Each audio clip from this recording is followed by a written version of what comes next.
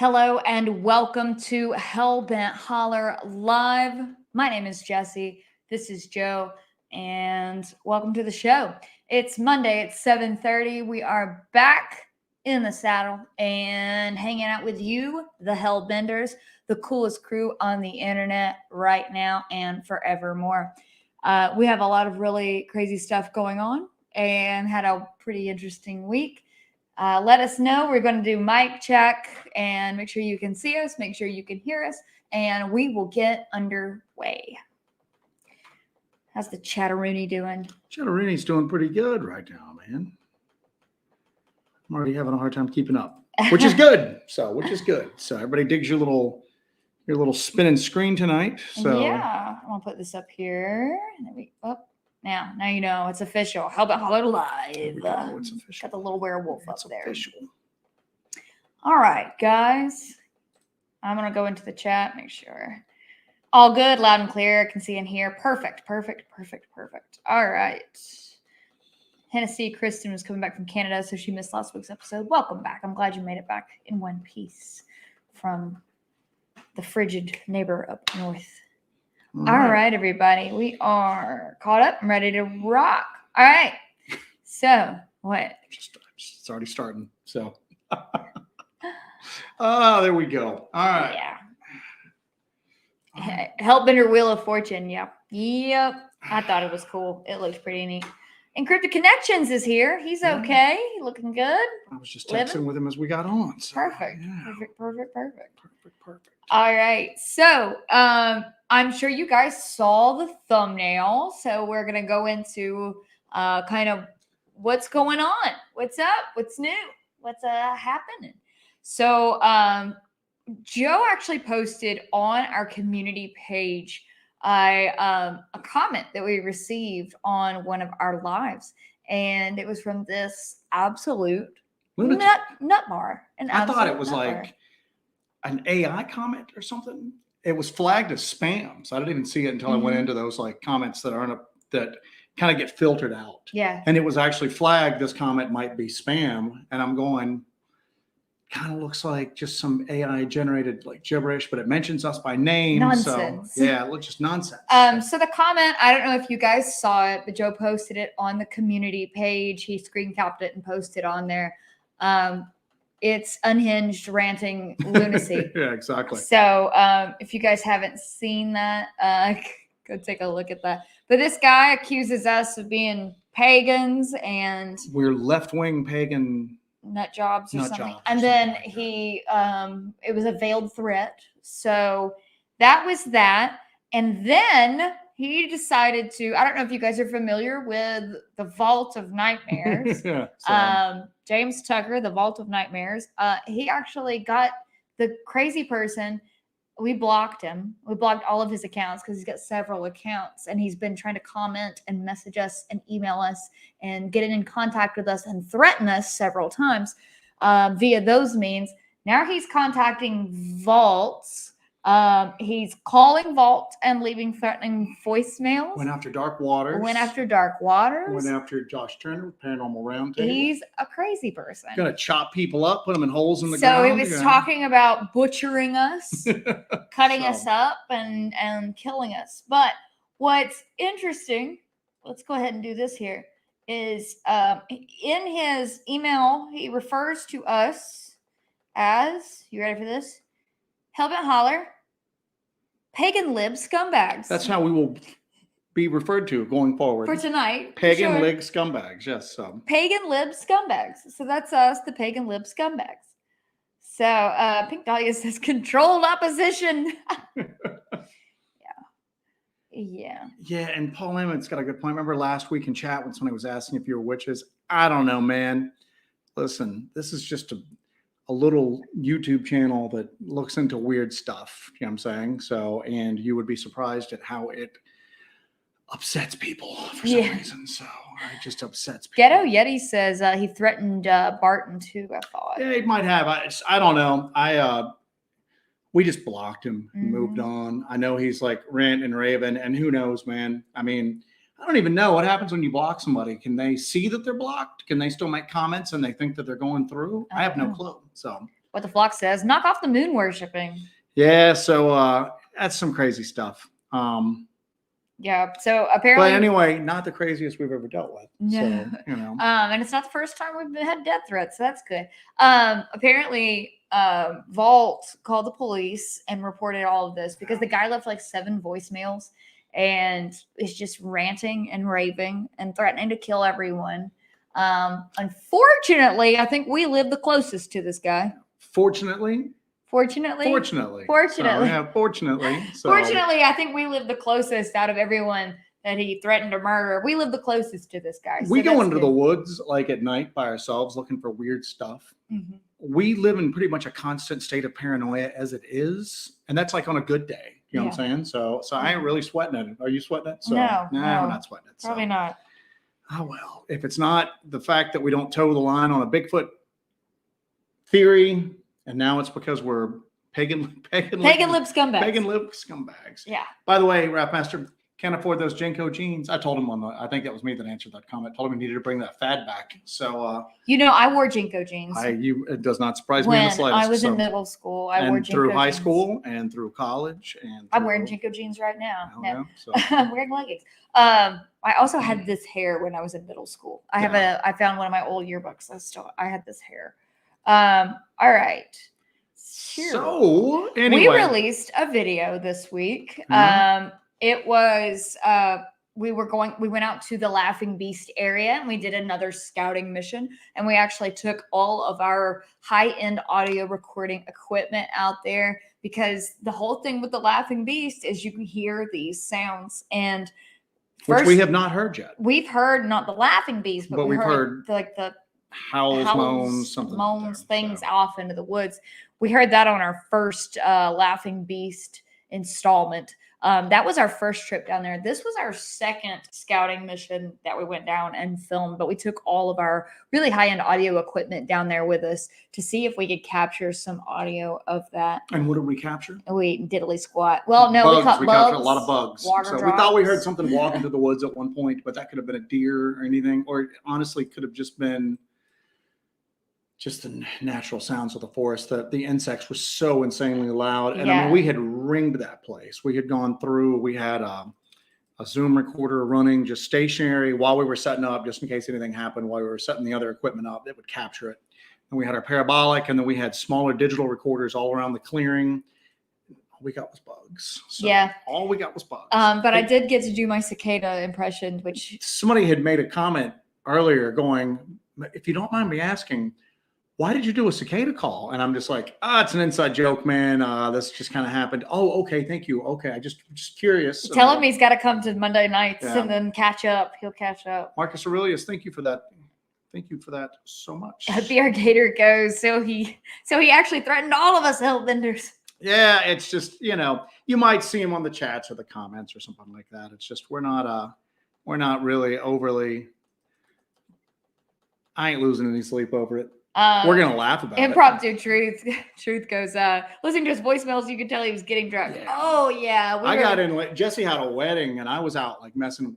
We're trying to build up long duration audio recorders. I want to get at least 3 of them in the field, and Jessi and I have the overall concept worked out. Now you can buy them. It's like Wildlife Acoustics is the company that does it, and people use them usually to like listen to bird song. They'll put them on the side of a tree, leave them up for a month at a time, and then go back through the audio and see what they got. But they're like $500 to $600 a pop. Yeah. So, and you're just leaving them out there. And we've had stuff go missing before that we've left out there. And so I don't want to do that. So we're trying to get these long duration audio recorders done in. And the concept is sound. The design is sound. It's just that we've got to fine tooth.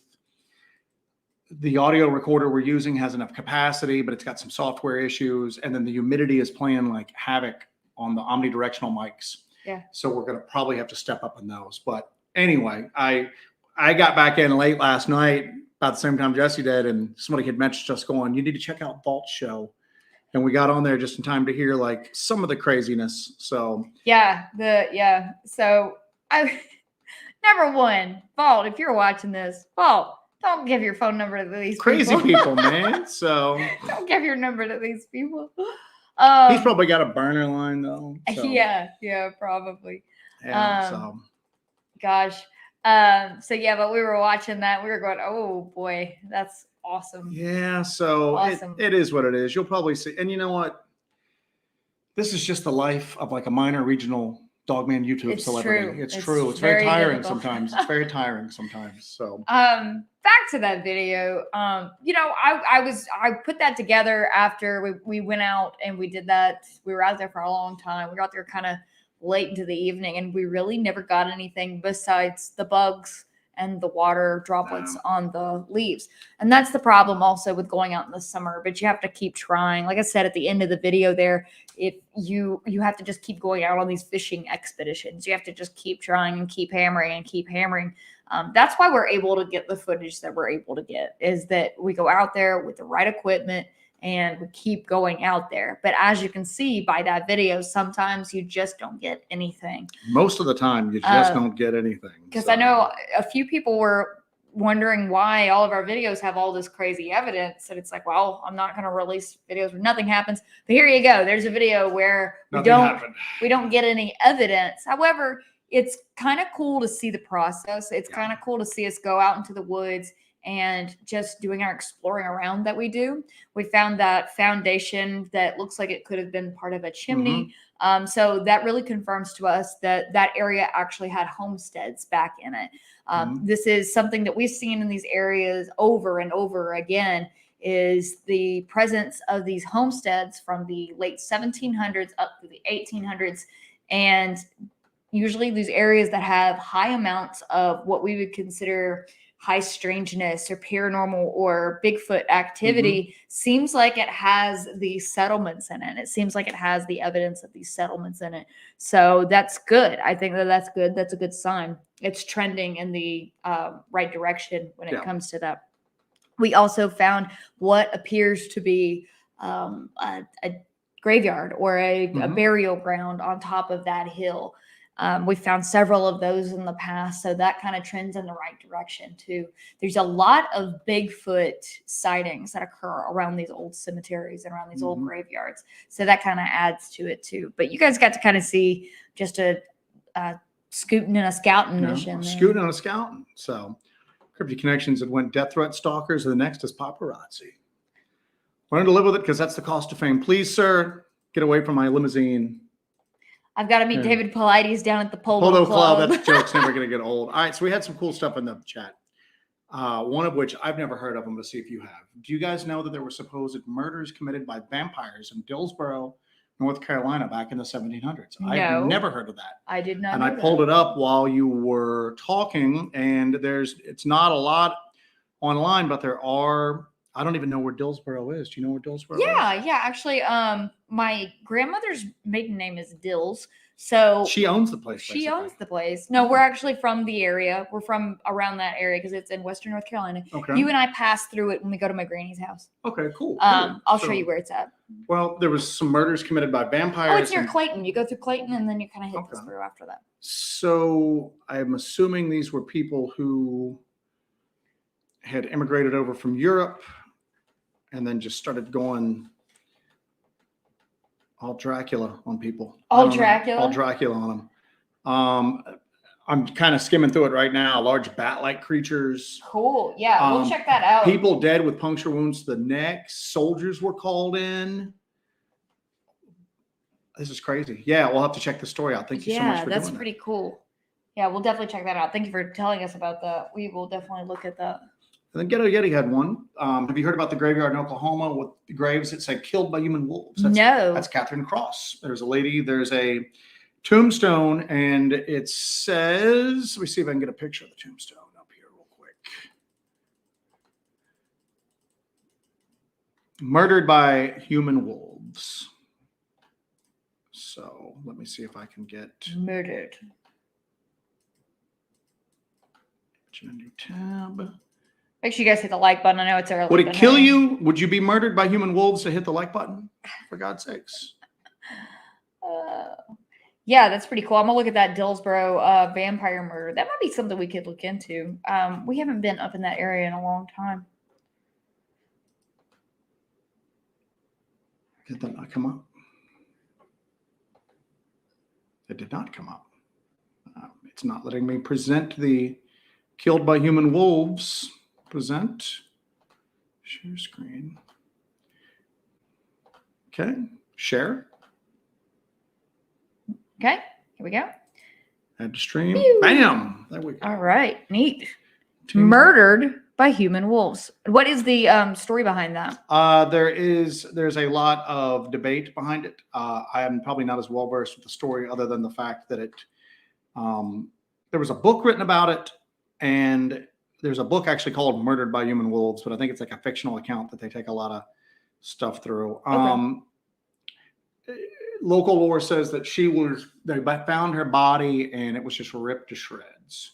Some people say that kind of similar to that case in Kentucky where that boy was dragged up that hill by a pack of but then wild the dogs. Other people are saying that it was basically, it's kind of a tricky little, she had tried to rid herself of a child and the abortion was botched by basically somebody who should not have been performing it, like a quack, basically. Okay. And that's what they were talking about. Those were supposedly the human wolves, or there's the werewolves. So I don't know. Take a pick. And there's some jokes that we could make right now about. Never mind. I'm not even going to say it. We'll get kicked. We got a good thing going with YouTube right now. I don't want to mess it up. Do we have a good thing going? We got a good thing going with YouTube right now. Despite the stalkers. Despite the stalkers. So, despite the stalkers. I'm reading everybody talking about my freaking cicada call. Yeah, it's just for those who didn't. At that point, we pretty much knew that nothing was going to happen for the evening. It was just you could just feel it. It just wasn't much going on. So that's another thing too, is and I think people have asked us about this before. Let me drop that. Pew, we're back.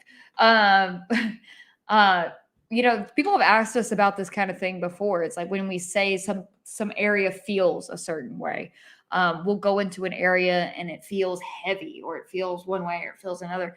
We were out there for a while and we didn't hear anything. And that's so different from that first time we went there. And as soon as we got down to that area where our witness had heard those things and had those experiences, we heard it immediately. It just immediately started up. And I don't know if it has anything to do with the weather, because there was such a difference in the weather between those two instances where we went down there, or if it was just an off day. So it could have been the phase of the moon. It could have been a lot of factors. A lot of factors that we don't even really know. We try to kind of vary the situations we go, like how we try to vary how we go down there. Like, is it a different time of the month that we go down there? Different moon phases, different weather, different circumstances. So when we do that kind of stuff, we kind of see if there's any kind of pattern to it. I know that with the Bigfoot forums, there is, for the database, there are all these little points, and they try to see what million possible, not a million, but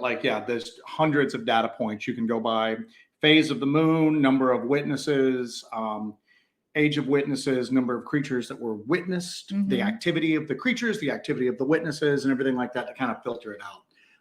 I always think that that's useful.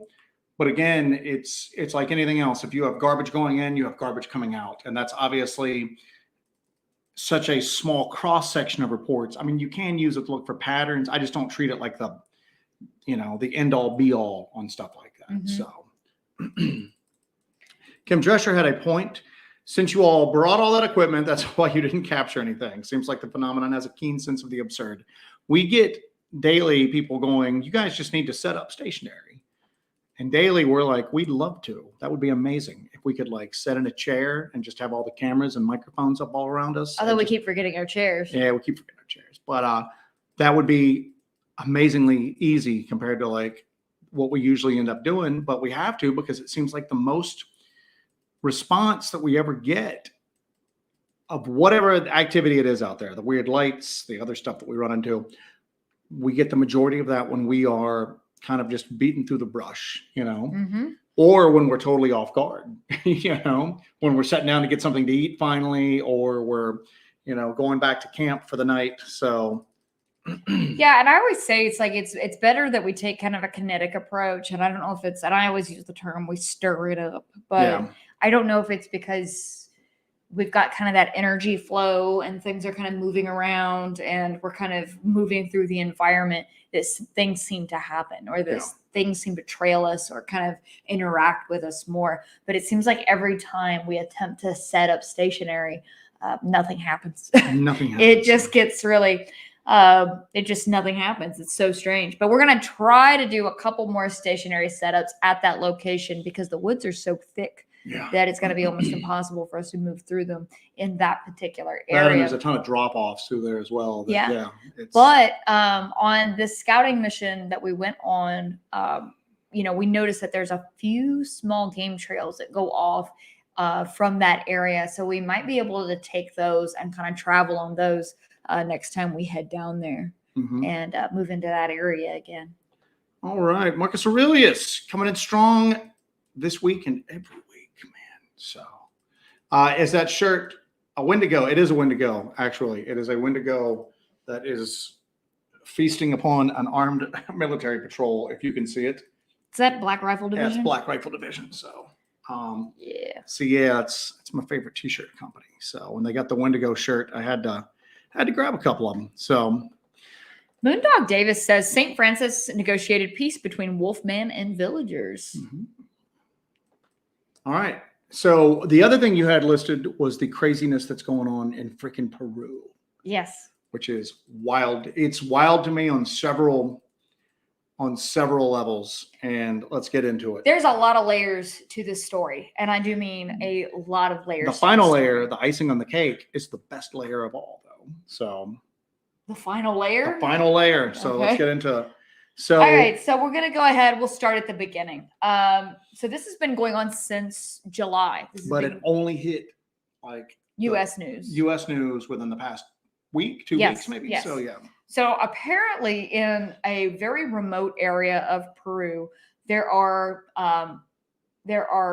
villagers who are experiencing some sort of what they describe as 7-foot tall aliens. Now they've described these aliens that keep coming in, and actually they're describing them as face rippers. Face peelers. Face peelers. Face peelers. There was a 15-year-old girl who actually was cut in the neck. There have been several deaths at this point, and the villagers are just completely frightened at this. They fished the one guy out of the water. I do have the video of that. Can we show that? Or are we going to get, because they were putting restrictions on that video earlier on YouTube. Oh, well, then I guess I'm not going to show that. Okay, so they pulled a... you can put a link in the... We'll put a link in the description. I'll put a link in the description. But they were pulling a guy out of the water, and his face was literally, it was gone. It was down to the bone. Yeah. And what was weird is, and what's been weird about all of this is that stuff comes out, and then there is this really weird, rushed, kind of clumsy effort to kind of debunk it. And with this, people were going, oh, that's just a guy that was held face first down into the water by cartels, and the piranha ate the flesh off his face. But it's a pretty clear. It's pretty clean, cut around it. Somebody had said on one of the Reddit threads that I saw, so Reddit thread, take that for what it's worth. But they were going, sounds legit. This is from the same area, but that's from a few years ago. And that nobody had ever really associated that with cartels before, and that there seemed like there was like a real-time organized online effort to kind of just say, nothing to see here, guys, just move along. Okay. But these sightings have been going on for years and years and years. It seems like it's cyclical at this point. Yep. There's been reports of these sightings for years. Now, with these particular creatures or entities or whatever you want to call them, the locals are reporting that kind of what the MO of these creatures is they shine a light at their victim and it paralyzes them and stuns them. And then they attack them after that. So the original story was that it was just this one village, and that they were basically putting videos out there into the ether wherever they could to try to get help at this point. That they were putting out armed patrols. The mayor of the village was talking about how he shot one of these things twice and it didn't really have an effect. There was a pretty grainy video out of them screaming at something and flashing like flashlights at it. And the still frames. Now again, it was pixelated, so you've got to take it with a grain of salt. But it was pixelated. It looked like a giant praying mantis. You know what I'm saying? Praying mantis head. It was pretty wild. So are these? And they were things... describing it as looking like what, the Green Goblin from Spider-Man? Yeah. Is what So they were describing it like? yeah. So they were describing it as looking like the Green Goblin. And that's not a huge stretch from that image and a large mantis. You know? No, not at all. Absolutely not. So this is what they're describing it looking like, as like the Green Goblin from Spider-Man. So green, big eyes. And they described it as having armor on its body, that they attempted to shoot it and it had no effect. They used spears, they used whatever weapons they had at their disposal, and nothing seemed to have an effect on these. They were also floating on what appeared to be they were on some sort of platforms. They were floating around like mechanized hovering discs, hovercrafts, basically, like little hoverboards. Yeah. So the regional police showed up, and the police went, "Oh, they're having a riot. That's all there is. They're having a riot, and people are being killed because of the riot." Because what happened is the police showed up and stayed on the boat on the river and just cruised by a few times, and the villagers finally realized that they weren't coming ashore and were all screaming at them, you know, from the shore. So then the police just basically went, "Oh, this was just a riot. That's all there is to it. Nothing to see here," you know.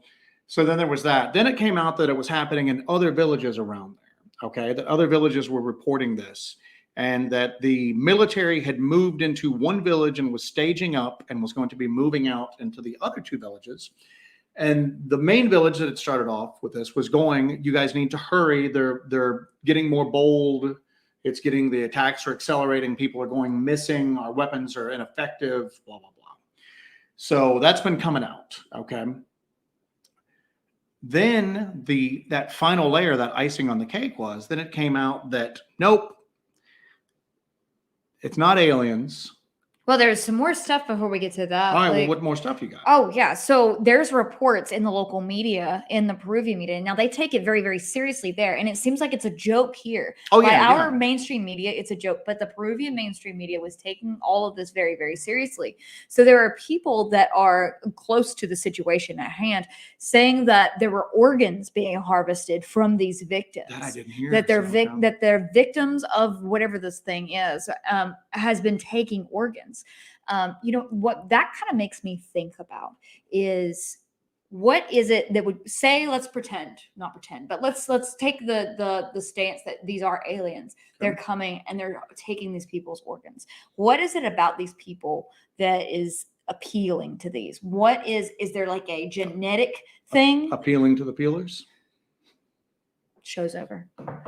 But is there some sort of like... That's why we've got psycho killers wanting to chop us up, put us in holes. All right. But is there some sort of like genetic component to these people that make them... Or is it just... interesting to them? Or is it a crime of opportunity? It's a cut off. It's a relatively isolated area. They said it was something like 1 hour, 2 hour, 3 hours, 4 hours. I don't think it was one. It was like 2, 3, or 4 hours by boat to the nearest like town. Okay. So this is an area that it's in a country that does not have the infrastructure, say, of like some of the like first world parts of the country. It's in a very isolated area. And it's also in an area that's been rife with history of this sort of stuff. Yeah. You know what I'm saying? So it's an area where maybe this sort of stuff has gone on in the past, but now the villagers have like cell phones and they can get this word out almost in real time. And that's what it seemed like it was happening to me. And that's what it seemed like that the cover-up machine kind of went in to kind of like mock them and to kind of, and again, I go back quickly. Yeah. I go back to this. Okay. Same thing when they would talk about Native Americans and misinterpreting the wildlife they were seeing around them. And that's they actually saw a bear when they claimed they saw like a large hairy man. Yeah, exactly. Bigfoot. They know what a bear looks like. They see bears all the time. Mm-hmm. Okay. They know what a bear is. Okay. These people live in the jungle. They live in close proximity to nature down there. They know what the wildlife is like. They've lived there. That's the equivalent of somebody here going, "I saw a loose dog on Main Street, and I think werewolves are attacking us. You know, you're not going to mistake a loose dog on Main Street at 3 p.m.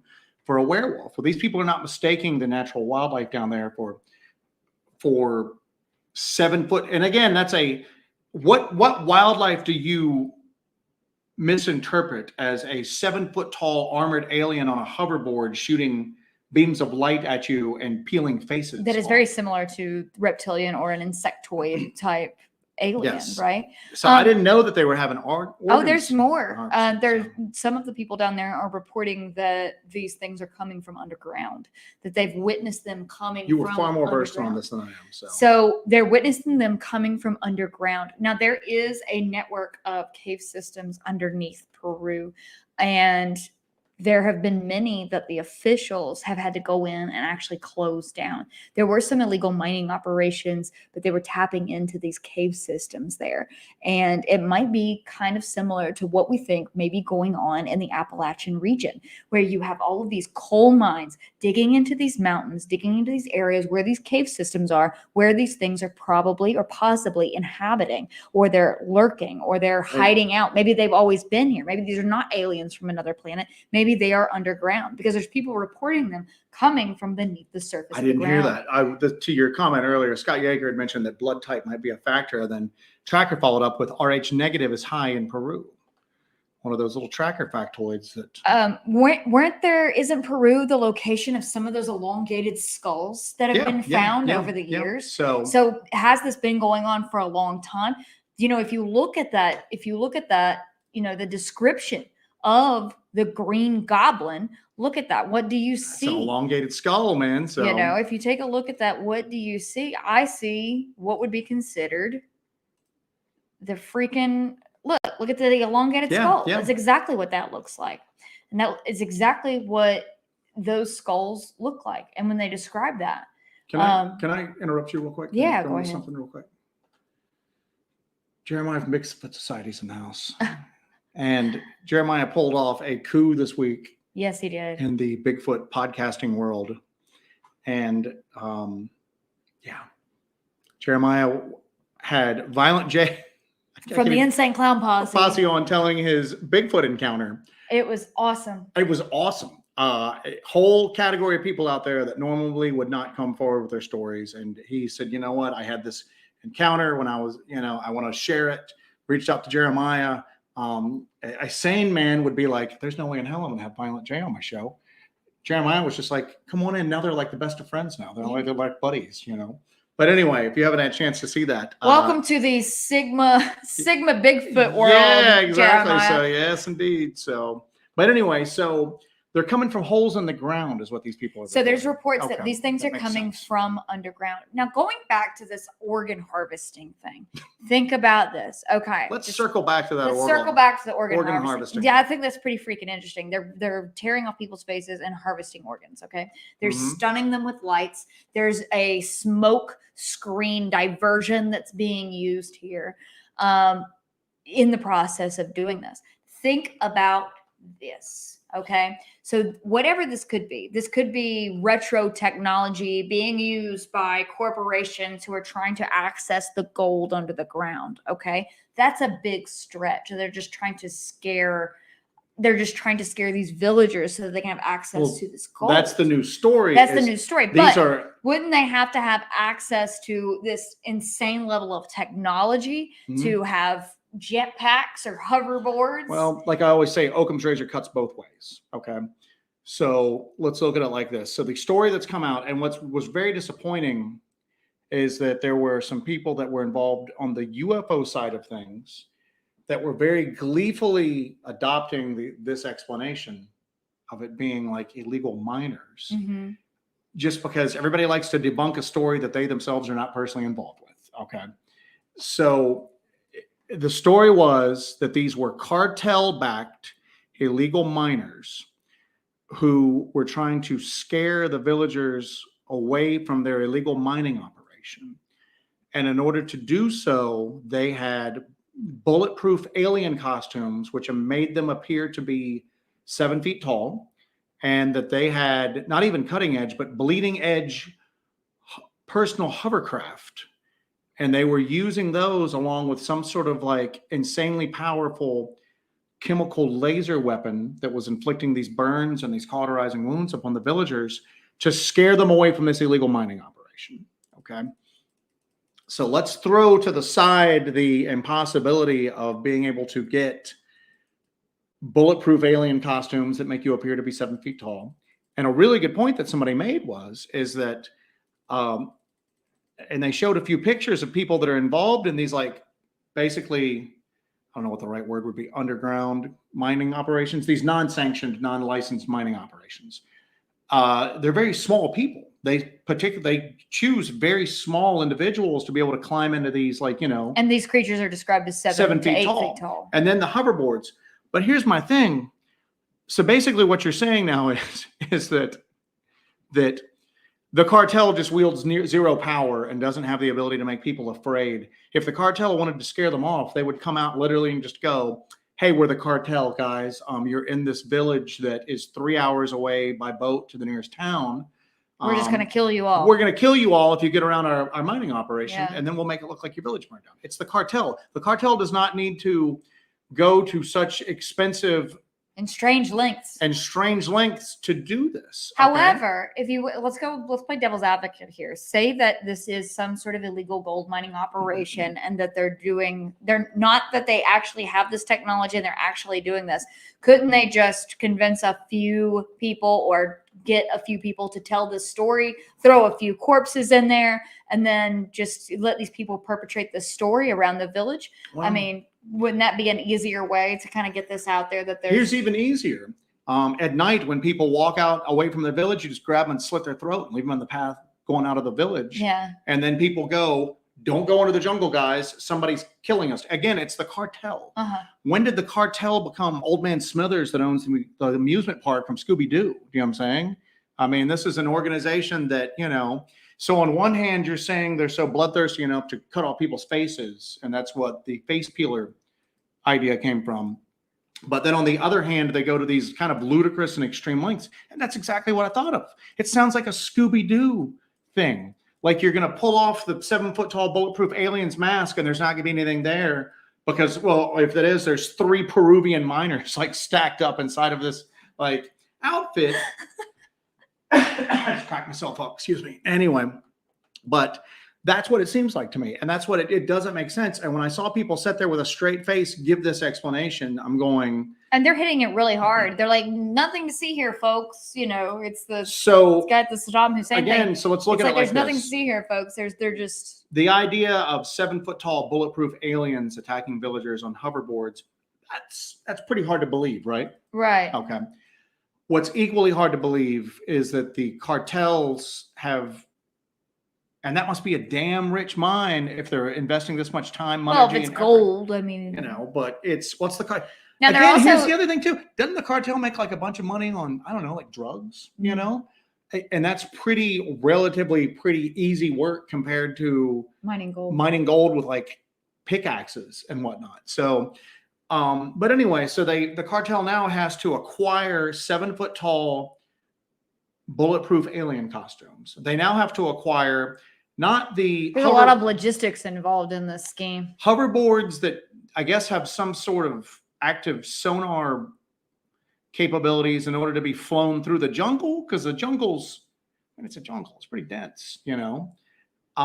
Some sort of like weaponized laser system that has been able to inflict stuff. And then I guess on top of this, they're going, hey, if this isn't enough, let's peel some faces, let's steal some organs. Hell, you could have just done that to begin with and nobody would have left the village. You should have started with the face peeling. Here's the deal, okay? Let me give if the Peruvian cartel's listening right now, let me give you a little advice. Maybe they were actually one of our first subscribers. Maybe start with the face peeling and the organ harvesting. Yeah. Leave the alien costumes and the hoverboards and the lasers. That's the backup plan. You know what I'm saying? You know, so when that doesn't work, when you're at the cartel meeting and you're going, you know, we peeled some faces, we stole some organs, they're still not staying out of the village. Well, it's time to go with the big guns, boys. All right.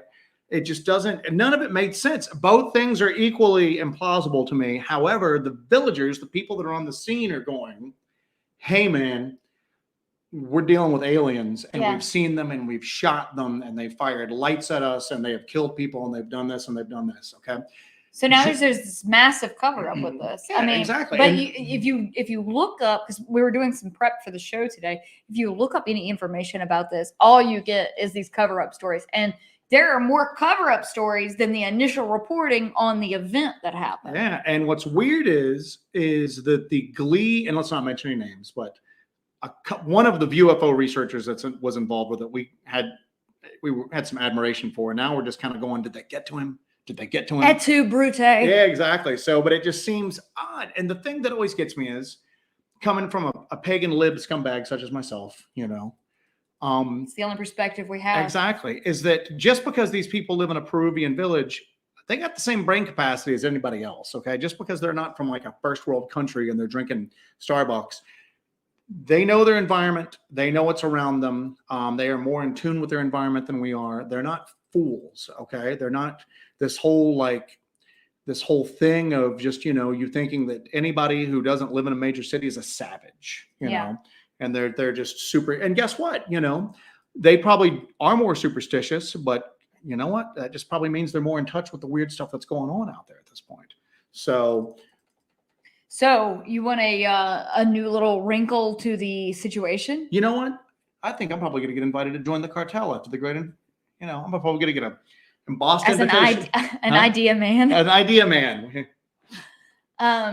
If you'd like a new little wrinkle to this situation, I'll throw that at you. Throw a wrinkle at me.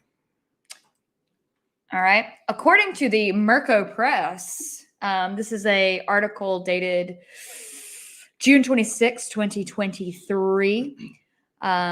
Some 87 U.S. Marines are being deployed for the 16-day joint bilateral jungle operations exchange with the local Navy at the Iquitos base that was reported in Lima. So, correct me if I'm wrong. Didn't they go down rolling like really heavy with arms, munitions, and weren't they taking like night vision and thermal equipment? The Peruvian Congress had to like vote to allow them in like the nation borders. And that I remember hearing that, and somebody made a comment about, well, you know, you train for like how you fight, but at the same token that they were going down like really heavy into that general area. The jungle exchange operation is what it's been referred to. Now, there's an interesting point here that the document where they were talking about it says that the project does not affect in any way the sovereignty and territorial integrity, nor does it involve the installation of foreign bases. They're going out there. It's carrying out a training cooperation activities with the armed forces. So they went out with the local armed forces into the jungle and carried out some sort of training exercise, but they went super heavy on live munitions. And they took, and again, you know, it's if they're doing night training, they're going to take thermal and night vision. You know what I'm saying? But I guess the timing's a little odd. Suspect. Like I said, this article is from the Merco Press, and that is dated June 26, 2023. Now that's right before all of these instances with this village started happening. The stuff with the village started happening early July, and we're just now getting it here, kind of the reports of it. But these villages have been dealing with this situation for about a month now. But what was this, a 12-day operation? 16-day bilateral thing. 16 days. So they were out there 16 days, and then all of a sudden, all these villages are getting attacked. So if there were illegal gold mining operations in these jungles, would these guys not run across some of that, maybe at that, or did they go out there to stifle this and then they released something, or they didn't get them all? I don't know. Craziness. I don't know. You're far more educated on this than I am. I had heard something about that when it happened because somebody was talking about just general Peruvian UFO stuff, because I guess there's been a lot of like local reports on UFO activity down there. Or, you know, like James Boggs says here, what if the CIA is queuing up for Operation Bluebeam? Maybe this is one of the kickoffs for it, that they're going to start down here. They're going to practice on this to see how this works out. One of the things I saw too is that, good Lord, my tabs. Peruvian face peeler, the vampire. If anything ever happens to us in the woods, somebody please break into our house and clear our internet search history. You know No, what I'm I saying? want them to know. You want them to know. So, what was I looking up? Oh, I'm going to throw something up while you're looking there. Going back to, where the heck is it? Never mind. I was going to put something up.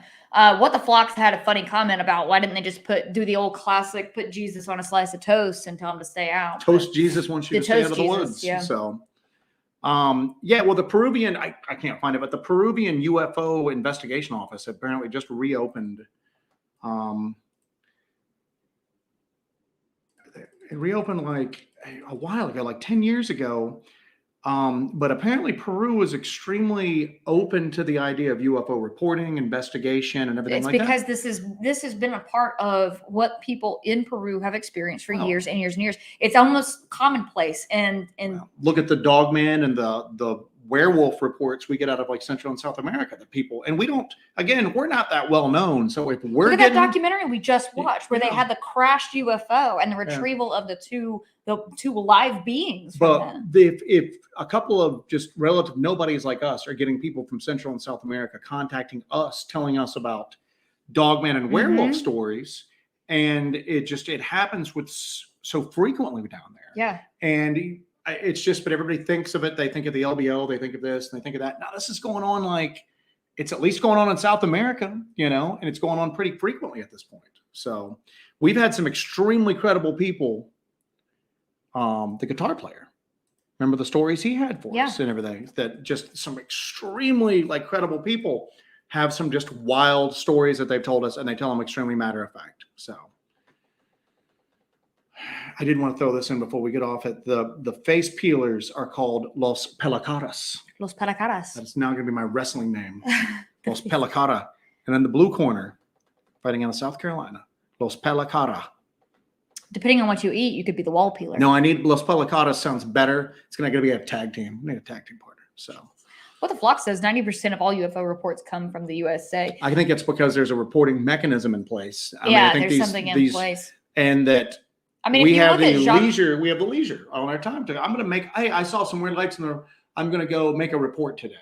Other people are seeing them and just don't have anybody to report to, or they've got to milk the goats. They've got to milk the goats. Yeah, I got to milk the goats before these goats have their organs taken. For God's sakes, can I get a few more squirts before you harvest this goat's organs, please? If you look at Jacques Vallée's books, though, you really see a lot of South American reports in there. Sorry. Anyway. If you look at Jacques Vallée's books, you see a lot of South American reports and French reports. Of course, you're going to see French reports. Jacques Vallée. That was me laughing at myself, by the way. It wasn't anything I read. So, I'm aware. All right. Yeah. So there's kind of a skew there, but there is a reporting mechanism in place. You've got MUFON, and then of course you've got everybody on the internet right now talking about this stuff. We did talk about the similarities to the Vegas case, right? Yeah, there's a lot of similarities, and what's crazy is that I can see that when a story first starts off and everybody's in a rush to kind of break that story, to have an exclusive, to have a scoop, and bad information gets out. Okay, some conflicting reports come out, but you would think that the longer that the story is out, people are able to kind of solidify the story a bit, kind of find out what's going on, and you would flat out see the mainstream media. That's not pagan leak scumbag talk. You know what I'm saying? So, the side note, the Fighting Cockerel Tottenham Lurking says, "You two crack me up. You've actually got his name. He called you both on the screen." What's that now?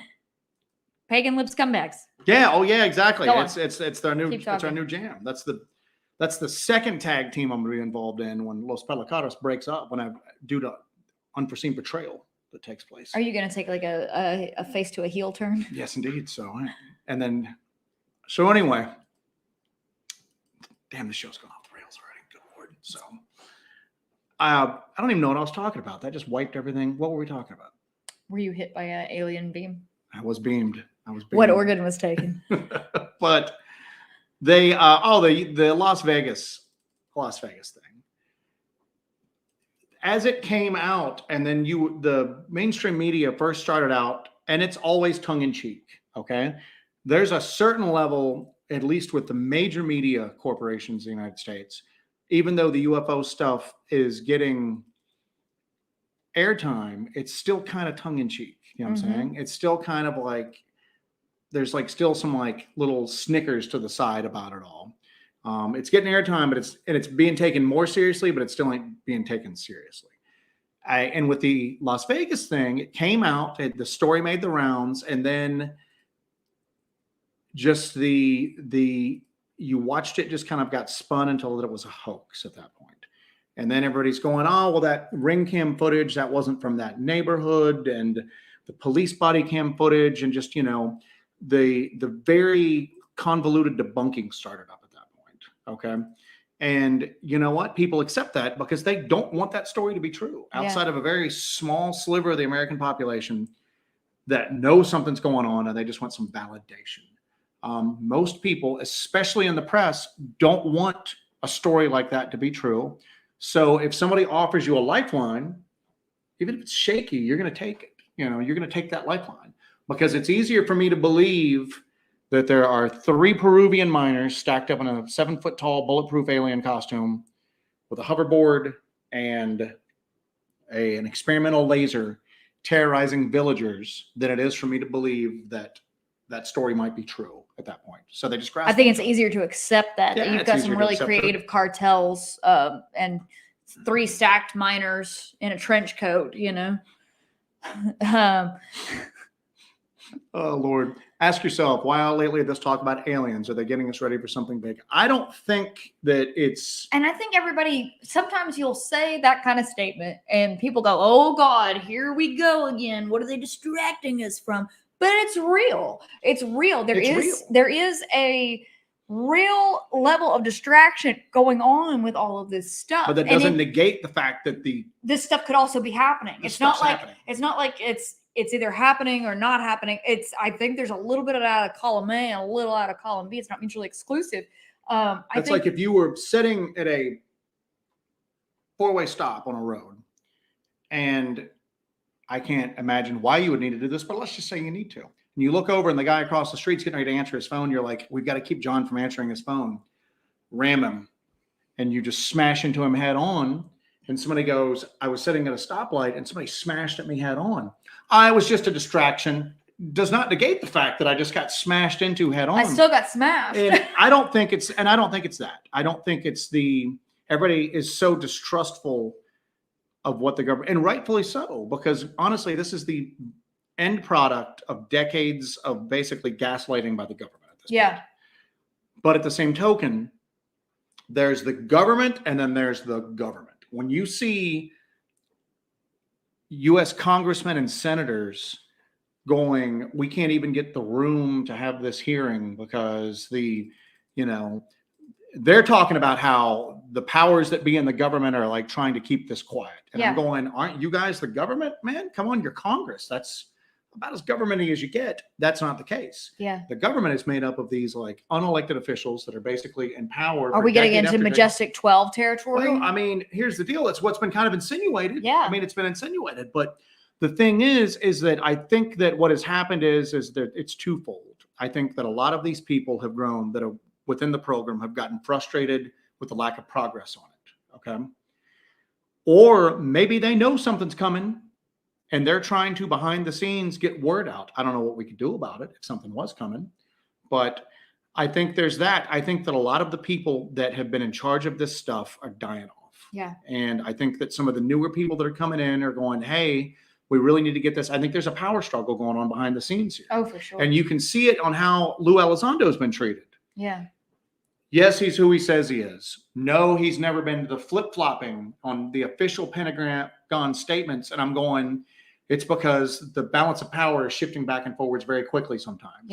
So I have no doubt in my mind at this point that there's hidden information. It may not answer anything. It may give you more questions than answers at this point, but it's the result of a power struggle that's going out there. People that want it covered up and the people who want it out in the open. And the people who want it out in the open may not even have our best interests at heart. They may want to wrest control of this technology for themselves, and this is part of the plan on doing it. This may not be for the betterment of mankind and to just everybody deserves the truth. It might just be the byproduct of a power struggle that's going on. You might also be dealing you know, if you think about it in terms like that, you might also be dealing with, think about this, you know, we're talking about this as aliens, as possible creatures from another planet or another dimension. You're mentioning the government and these secret parts of the government, like the Collins elite. Yeah. So if we go from that position of the Collins elite within the government, looking at these things and not really knowing what to do about them, let's think about this Peruvian case in terms of what the Collins elite would say about it, that how this relates to the diabolical hypothesis. Look at what these creatures are doing, or these things are doing. They're ripping people's faces off. Does this not seem like a demonic activity? Yeah, it seems like a demonic Does this not activity. seem like this is an act that would take place in some circle of hell where they rip your face off and tear you limb from limb? I mean, it seems like demonic activity. Well, but we're referring to it as an alien activity. If you look at the Green Goblin thing, and that's what they're describing it as, that's pretty freaking demonic. Well, I think it goes into this too. Scott Yeager says they're trying to figure out how to tell us that they don't know and that they're not in control. I think that is the same theme with the weird stuff in the sky and the weird stuff on the ground. Okay.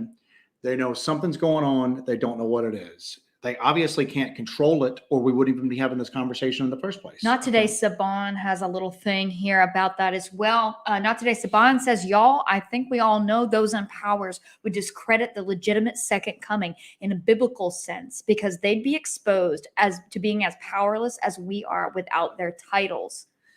Absolutely. That they would do anything to stifle whatever this is, just so they can hang on to that shred of power that false illusion of power that they have. And they would rather be in the bunker ordering imaginary armies to move around on the board, okay, still thinking that they're in some sort of semblance of control, and that's why I don't think that the slow road disclosure that's going on right now, I think some people in it have good intentions. Mm-hmm. Okay. Some of the more public facing people, I think, have good intentions, although I could be surprised. They might be doing what they're told. I think that there's two sides, and there might be three, but there's a couple of sides, and there's a struggle for, is it going to stay hidden or is it going to come out in the open? And if it comes out in the open, who's going to be in charge of it? Because you know as well as I do that if it does come out and they trot somebody out going, all right, guys, here's the deal. I've been in charge of a massive cover-up and disinformation campaign for the last 20 years. We do have bodies. We do have craft. They're visiting us daily. We don't know where they come from. We don't know what they want. We can't stop them. I had to do this for your own good. I hope you all understand. Are we going to go? Sounds good to me. You go ahead and stay in charge of all this, man. We're just going to go back to work and paying our taxes now. You got it, bro. That dude may not end in jail, but he's not going to be in charge of this anymore. We're going to go, we need a new direction. We need new blood on this. Somebody else is going to get into control of it. What sort of power are they going to be able to wrest from this right now? Because especially if this technology, if we've only been able to kind of retro engineer certain aspects of it because we haven't been able to put our best and brightest on it. Mm-hmm. Well, now all of a sudden you're in charge of the program and you've got the best and brightest working on it. Okay. And now all of a sudden progress starts getting made and it starts steamrolling. Okay. That's going to mean that the people who have control of that technology and are able to utilize it are now the equivalent of basically gods on earth. Gods on earth. Yeah. You know. So. Grace W says, I agree, Joe. There are factions in the Department of Defense. Some want it out and some want it quiet. And I'm sure the private contractor companies want it kept quiet because they want to profit from it. Yeah, you've got the military industrial complex that is definitely going to profit off of whatever comes out in terms of technologies or knowledge of what is actually going on before the public knows, and really being ahead of the curve on that. And again, I always want to take it back to this, that at no point are we saying Bigfoot and Dogman are aliens and they're coming out of UFOs. Okay. But there's parallels that you can't deny that exist between the physical things on the ground and the weird stuff in the sky. Okay. And the fact that in a way, the physical stuff on the ground is easier to kind of cover up through ridicule. Okay. You say you saw a strange light in the sky. People are going to, at least a few years ago, you saw a jet, you saw a comet, swamp gas. Yeah. You know, you saw a Chinese weather balloon. If you say, I saw a 7-foot tall upright wolf in my backyard, well, now you're just crazy. There's no real explaining that away. So you don't need to put as much effort into that cover up as you do. But there are parallels, there are direct parallels between the weird stuff that's going on right now in the sky and what people are reporting on the ground. Okay. And if you just change the physical description and the location of some of these things, instead of it being 100 feet in the air, it was like right on the ground and it was smaller. There's not a lot of difference between a UFO witness in some cases and somebody who saw Bigfoot with some of the stuff. So, well, I mean, based on some of these descriptions and some of these people and what they're experiencing, these things are on the ground. It's just that some people see things in the sky, some people see things on the ground. I think it's just where you're seeing these things. They're everywhere. They're both, they're in both locations. These are not mutually exclusive. These things are connected. These things they're one and the same. Ghetto Yeti had a good point. Phil Schaefer said, was it Schaefer? Schneider? I thought it was Schneider. Phil Schneider said they shot him with a laser gun, essentially. He's the guy that basically helped burrow down into Dulce, the Dulce base and the Dulce Wars and all that. But in Colares, Brazil, the people were attacked by beams of light that injured them in 1977. And now they're talking about this in Peru. So it's another... there's a lot of similarities in a lot of this stuff, man. There's a lot of like this rhymes a lot. You know, there's repetition to some of this stuff. At what point do coincidences stop being coincidences? I don't know. And just be the way that it's just the way it is, you know? Well, I mean, look at it like this too. So you live in a Peruvian village. Okay. You're pretty remote. Let's just say 3 hours, although it might be more or less. 3 hours away. The village that we're talking about is 10 hours via boat ride. Oh, is it 10 hours via boat ride? Yeah. That's a long ass boat ride. All right. So you're that remote, and I'm assuming that these people are not unintelligent, but I'm assuming that there's not a lot of leisure time there. Okay. I'm assuming that it's probably in a agrarian, society there. There's probably other stuff, but I'm sure that there's a lot of manual labor. It's weird that the whole town would just decide to get in on this hoax like that. Where is the people who were standing there going, this ain't going on. These people are crazy. They're making it all up. It seems like the village is pretty united in the story that they don't sleep. They're terrified. Yeah, they're terrified their children are going to be taken. I mean, they don't even sleep during the day. These people they're going mad with fear. And I saw somebody talking too that they were going, activity's not increasing. It's just that people speak about it more often now. And you know what? That might be true to a certain extent, but look at just this past year with the weird stuff that's happened. Las Vegas, now this. Capture says the people in the video look terrified. Yeah. And these are, I mean, again, they're not interested in perpetrating a hoax. This is not a TikTok dance for them, man. They were, this looks as if, and again, you know what? It could all be fake. I mean, I can't definitively say that it's real, but the explanations of why it's not real that have been trotted out are ridiculous on face. You know what I'm saying? Yeah. And if something's not real, you shouldn't have to resort to such crazy claims to debunk it at this point. So.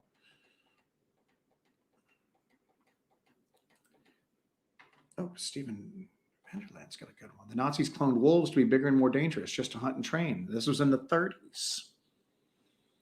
Anyway.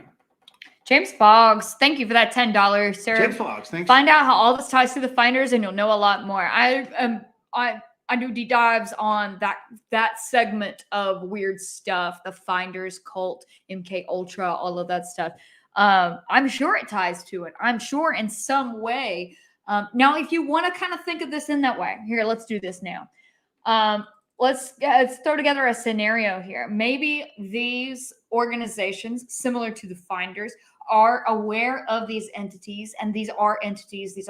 Maybe they are terrestrial. Maybe they are just underground. Maybe they have always been here. Or they're just here, a different, and somehow we're just not able to perceive them. Say that whatever, it's something connected to the Finders is actually aware of these things. These creatures, things, inhumanoids, they are engaging in stealing organs.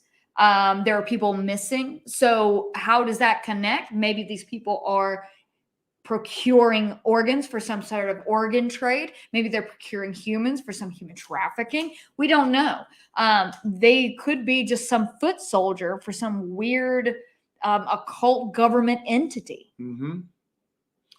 You know, what's weird is that we were talking about, and I just saw this comment here, Jackie Hamner. I say, arm yourself, keep your family close, and get away from the large cities. This is jungle, and they know they can get away with it.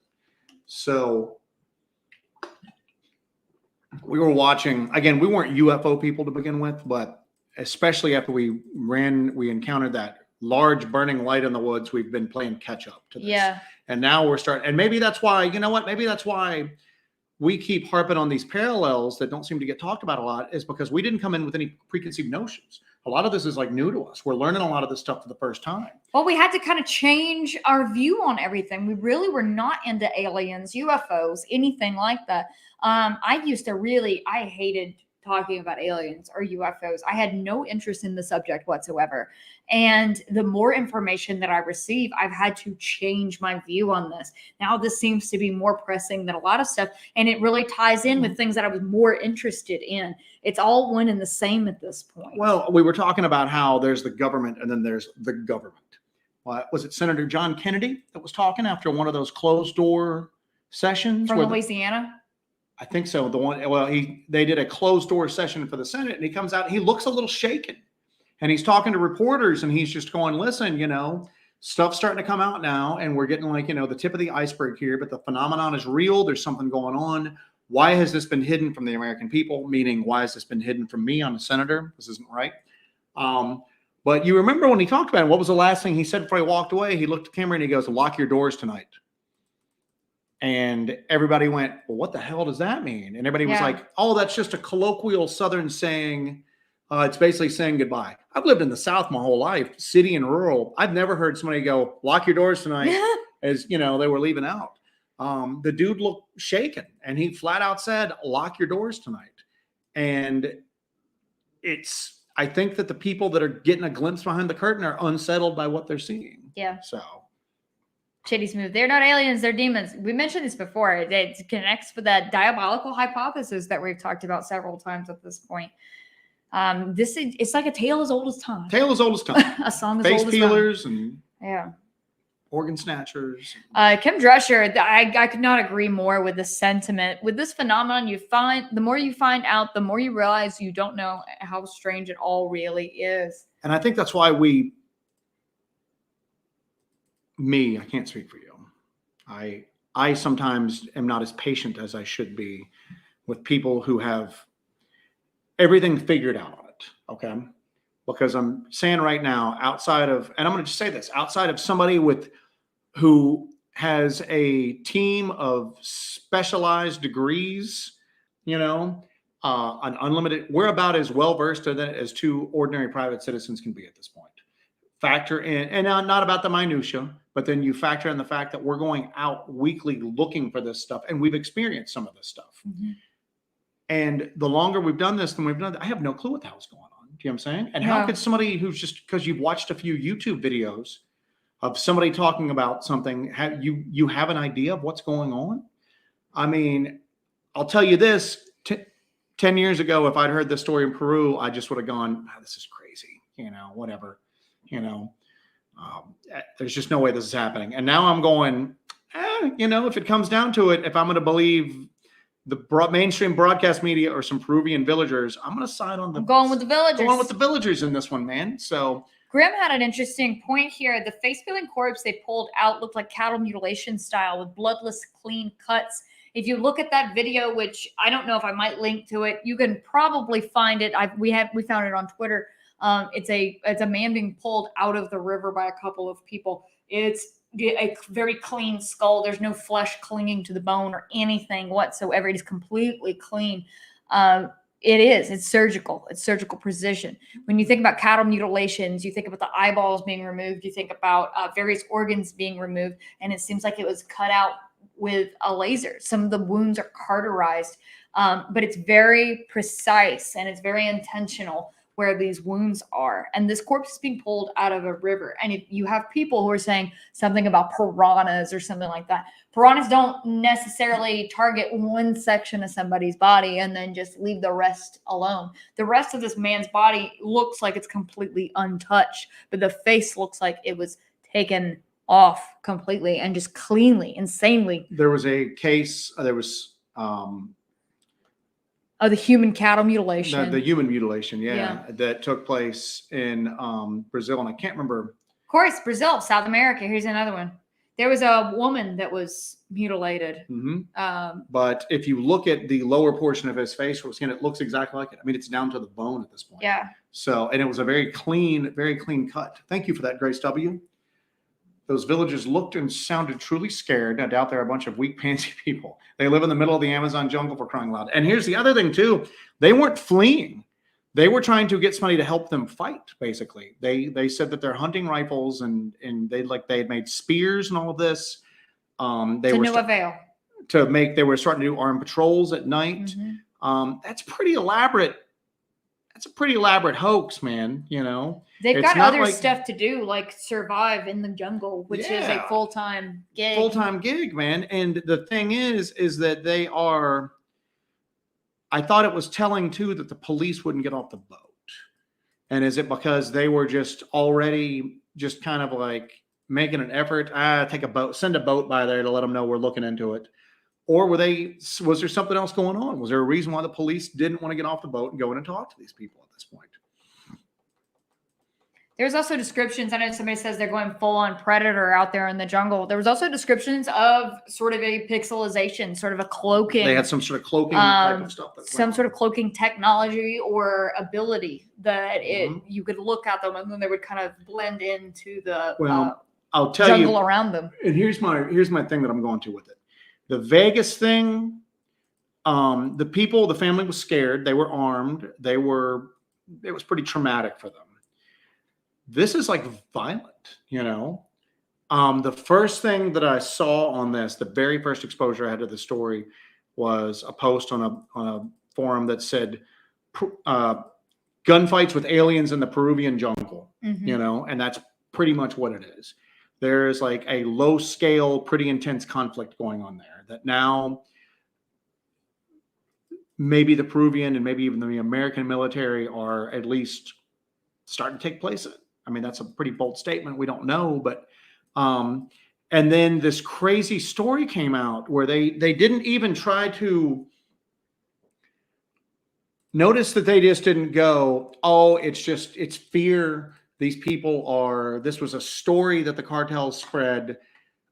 These people aren't seeing that. They said, no, they've got these costumes and they've got these hovercraft and they've got these lasers. And I'm going, are they saying that because they're afraid of really clear footage getting out? Mm-hmm. And then that way they've already got that cover story in place instead of just, because if you say they're just imagining it and then all of a sudden clear footage comes out, then you're going, what the hell's up with this? I thought you said they were imagining it. Here's footage that's coming out of these villages. And I think they put that story in the fear that good, undeniable footage was going to get out at that point. So go ahead and get ahead of it. Martin Groves says every animal mutilation I worked all had high levels of radiation on and around the bodies.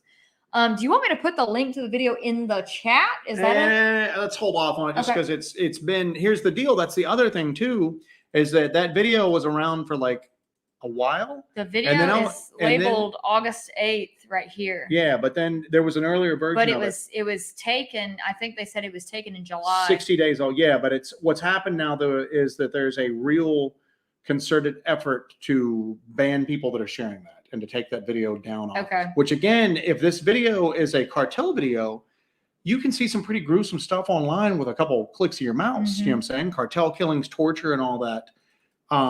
This has been okay for a few months. Why is it such a big deal to take it down now and kind of poke holes in it at that point? So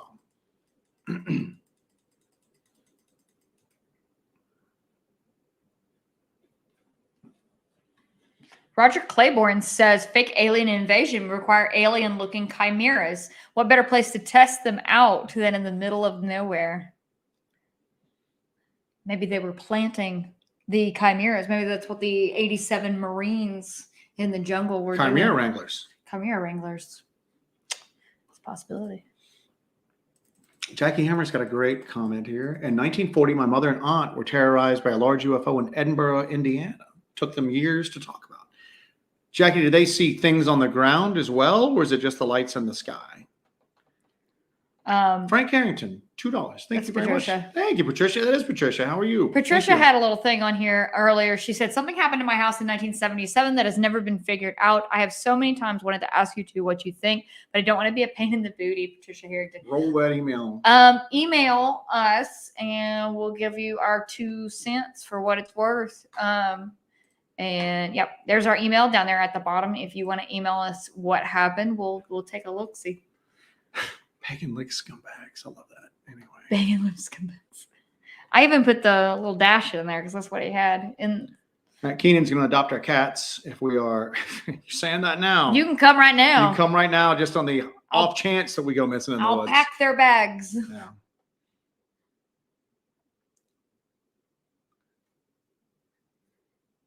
The chimera is being tested out in cartel territory. Yeah. Yeah, this is some pretty wild stuff. And it's just weird that we keep getting these stories over and over again. And then it's in the news, it's in the cycle, it starts making its rounds, it starts gaining steam. And then what happens? The great debunking begins. Oh, yeah, so this story has been going on.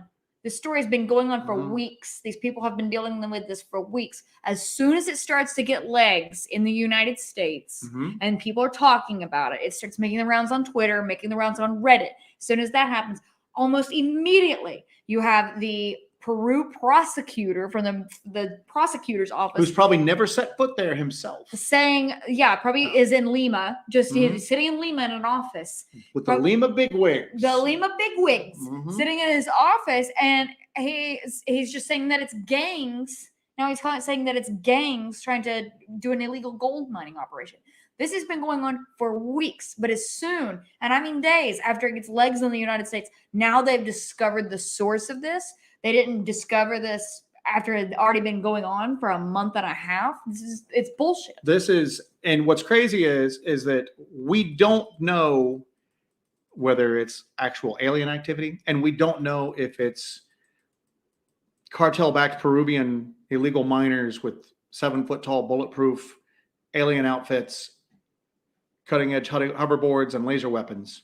We don't know which it is because you know why? Toss-up. If it's not a cover-up this time, it was probably a cover-up the story before this and the story after this. Yeah. We know that there's cover-ups going on. And now how far are we from the actual truth? How many versions have we gone through of cover-up after cover-up to where how far are we? How many generations away from the truth are we? Well, that's the thing, is that you muddy the waters to such a degree that people don't even want to talk about it, let alone try to get any answers on it. Yeah. Okay? Because you're a crazy person if you even discuss it. And again, you know, the UAP phenomenon is getting more pedigree now. It's becoming more acceptable to talk about. And I'm hoping some of that rubs off on the physical stuff that's on the ground. I hope that if we make any headway with this and there's ever any actual disclosure, that somebody then goes, but wait, that's not all. Yeah. We got to talk about this other weird stuff too. I've noticed that in some of these documents that you've released, you've talked about physical entities on the ground. Are they associated with these UAPs? We don't really know. Sometimes they're there when the UAPs are there. Sometimes they're there by themselves. We're not quite sure. Sometimes we're studying UAPs and they follow us home. Yeah, exactly. You know, so, I do want to take a moment to do knife check. Oh, knife check. Actually. Mr. Doyle? Yeah. You first? Actually, I took it off. Do you have a knife? I got my pocket knife in, but I took my sheath knife off earlier.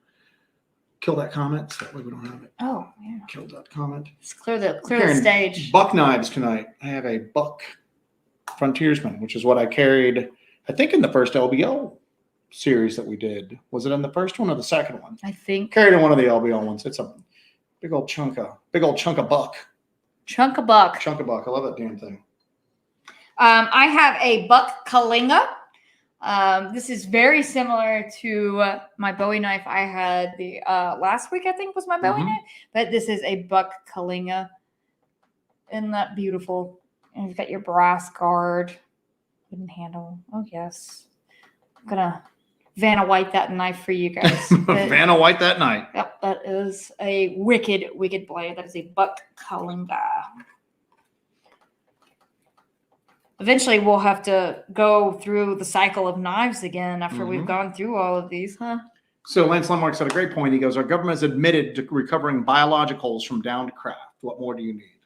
So, and still people are like, no, you know, and you know what? Maybe, and I always go, we're not saying that Bigfoot or Dogman's coming out of UFOs. Maybe they freaking are. Yeah. Maybe those are the biologicals. Maybe they have, and maybe that's why they have a Bigfoot body, because there it is. There's your biological. And maybe some of them are in craft and some of them aren't. And we're kind of going, I don't think we have a real good understanding on any of this stuff other than here's what we found. Here's when we found it. What is it? We don't know. Where did it come from? No clue. What's it doing here? Wish I could tell you, but I don't really have the foggiest. So.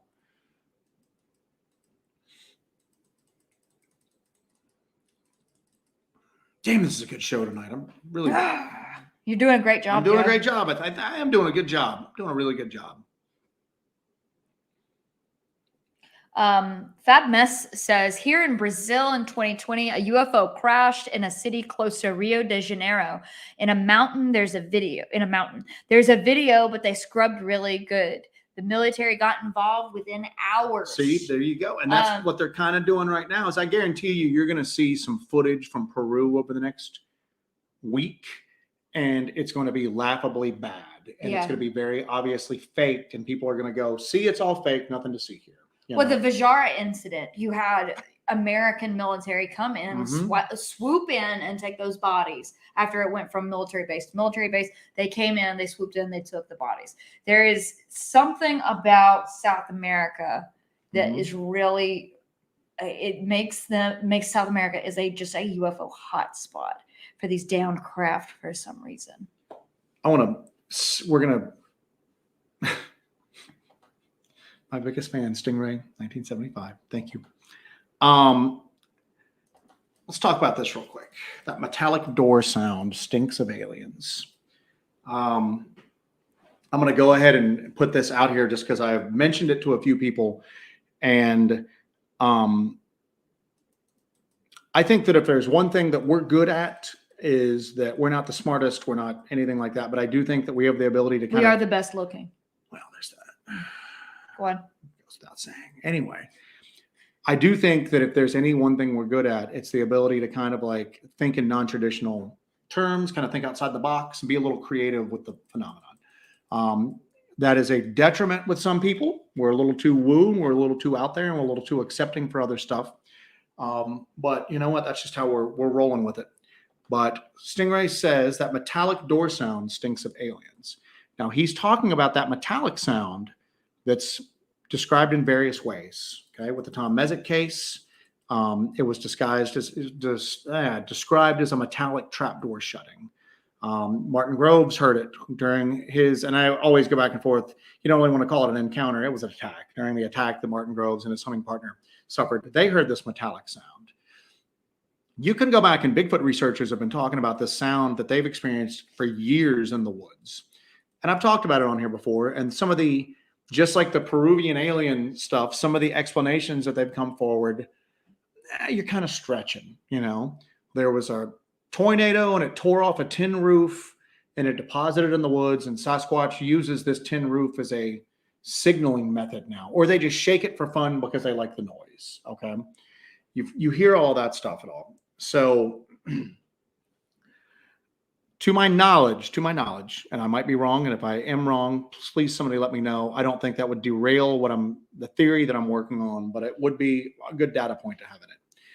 To my knowledge, nobody has ever really recorded these metallic sounds, okay? Even Bigfoot researchers who have been engaged in long-term research in a static area, okay? Now, but this sound keeps getting reported by people who are experiencing really weird stuff. The Tom Mezek case, you know, people in that group heard this sound. You know, Martin Groves heard it. Other people heard it. There's a thing called microwave auditory effect, or microwave auditory phenomenon, okay, that they have discovered, that basically microwaves beamed at a human can sometimes cause them to have an auditory hallucination. Okay. They have experienced that when they were working on old radar systems. Some of the ground crew would leave the radar system and they would start hearing noises, metallic crashing noises in their heads. Okay. Sometimes you suffer health effects from microwave auditory phenomenon. Sometimes there's lingering health because you're basically shooting microwaves into somebody's brain at that point, and you're triggering synapses, and you're triggering ganglia that cause you to actually hear. Basically, what you're doing is that when you hear sound, the small bones in your ear are picking up mechanical waves, and then your brain is translating those vibrations, those waves, into sound that your brain processes. Okay, this is cutting out the middleman. It's just stimulating that part of your brain, going straight to the brain, and you're hearing it at this point. So one of the things I'm going down with right now is, could the possible source for some of these metallic sounds, could it not be actual physical, like mechanical sound waves causing it? Could it be something more along the lines with microwave auditory phenomenon? Mm-hmm. Because that's one of the things that you see in the literature repeated over and over and over again. Metallic crashing noises. They heard metallic crashing noises. And I've still gone, and I'm standing by this. People can get upset if they want to. We have the ability to test for infrasound in the field. Okay. I know other people are looking into getting that technology, and I hope more people do, because at this point, I have not detected any infrasound in the field that could not be explained away very easily natural. Correct? Correct. We have both seen these readings. What have we picked up? We've picked up elevated levels of radiation. We picked up weird stuff on the spectrum analyzers, and we picked up weird stuff on EMF detectors in our tri-field meter, right? Stuff that seems anomalous in the woods at that point. Yeah. So when Stingray mentioned that, I think we're going to actually do a full show on that. I just wanted to get that out there. You heard it here first, that we are of the mind that there's a good possibility that might be an explanation for this metallic sound that people are hearing. Yeah. That the reason why it's not recorded is because it's not there to record. That is an effect that microwaves have on the human brain. It doesn't get picked up on digital audio recorders or analog audio recorders. So that's something that we're looking into right now. And again, that's really weird. That's really, really weird. But it kind of goes in line with what people are seeing right now. People are finding elevated levels of radiation in areas with Bigfoot footprints. Mm-hmm. You're finding battery. You want to talk about what you found with our LBL footage? Mention it. Yeah, I'll mention that. Okay, so we went into, I'll let you do it. You have first-hand experience with it. So. Sorry. Susan Chrisman was asking, why would the sound be captured on audio then? I've heard it. It doesn't mean that this is all, this is not a blanket statement for everything.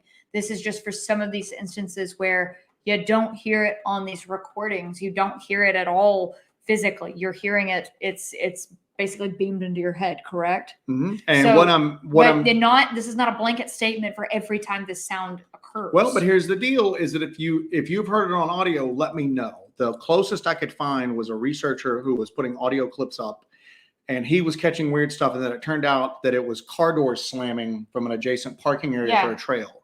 And again, there might be something else in there that doesn't torpedo this theory, but it'll be a data point to take in for it. So I'll get to what he was talking about. I'm going over we went to the Land Between the Lakes. I know a bunch of you guys know that we went to the Land Between the Lakes in February, and we met up with Martin Groves, Barton Nunley, Letitia Nunley, Deuster, the Stitch Witch D. We met up with everybody out there, and we took them to Station 16. We went to Martin's area where he actually had his encounter. And that evening, when we filmed stuff all day with them. And then that evening, when we went to the area where Martin had his encounter, I'm going over the footage. I've not really gone over that footage since we've been home. I didn't even know where the hard drive was. I found it today. I was going over that footage today, and the audio on the GoPro is just distorted. It's insanely distorted. As soon as we get into where Martin had his experience, it was fine all the way through where we're hiking to the area. As soon as we get into the area where he had his experience, the audio is completely distorted. Now, that's on the GoPro. I saw that. Yeah, I Yeah, saw I'm that. just making sure that you saw that. I saw So, Stingray's comment. I put it up earlier. did everybody see actually. that? So Yeah, let's just making sure. Okay. All right, everybody check in on that one. I pulled up the footage from the Full Spectrum camera, which is a completely different rig, completely different unit in the same area. The audio completely goes out. I mean, it's gone. Like the audio is gone. And that's when we were out there with Letitia and Barton, and the audio is just gone. It's just cut out completely. But then we walk out of that area, audio comes back on. Yes. So that's 3 separate cameras, 2 of the same model, 1 of a we had separate 2 model, GoPros running, and we had 1 Phasm cam. we had the Phasm cam after it got dark. And all experienced interference and audio issues in the same area. Yes. Okay. Yeah. So we just found that out today. So now we are going to go in and look at that some more. Grizz has got a thing. Ron Moorhead describes it as a car door slamming in the Sierra tapes. Here's the deal. Ron Moorhead caught a lot of weird sounds with the Sierra sounds. As far as I know, he never caught the metallic car door slamming sound on tape. And again, I might be wrong. I might be wrong on that. There might be some isolated instances of this. I just haven't been able to find them yet. And of course, I'm just now kind of starting to really kind of delve into this. So if somebody's got save me some legwork, send them to me. Yeah, if you've got any examples of that, we'd love to hear them. Follow that email down below. Follow that email down below. Excuse me. You've expended all of your energy being great. I'm kind of I'm wiped out now. I need to really have you have a cool, moist towelette to just kind of occasionally just. I didn't know what you were about to say. I just got so scared. I was just, I really need you to have a cool, moist. I was like, what's happening? All right. A cool, moist towelette. Anyway, I'm just putting that out there. That's going to be something that we're going to look into. I've got to make sure that the equipment that we have would be able to measure that energy that would cause people to have. I'm just now kind of diving into it a little bit more. But I wanted to get that out there that's a theory that we're pursuing.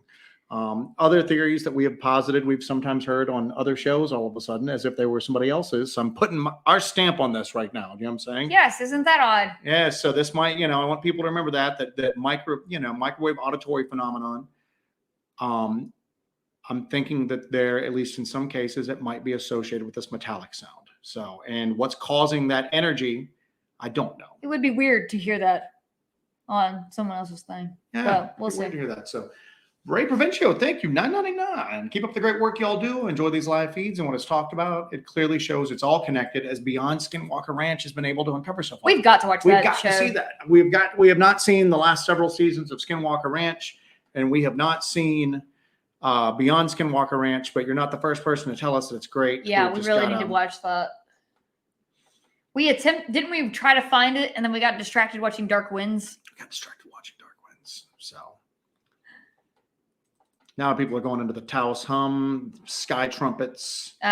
Grace Libby said that Bettina Moss and Kuhnbo heard the metal sound in Alabama and described it as a dumpster falling from the sky. Yeah, and again, like I said, it's you can find people out there talking about it, and I just know that Ron Moorhead did report it, but you never. And guess what? I have heard the Sierra sounds that are publicly available online, like everybody else has. I've never bought the book that I think comes with a CD with the. Is it still a CD? Is it a digital download? I think he's got CDs. You know what? When we go to the thing, why don't we get a copy of the CD? I'll just ask him point blank. I'll be like, hey, you reported a card. Did you catch that on audio?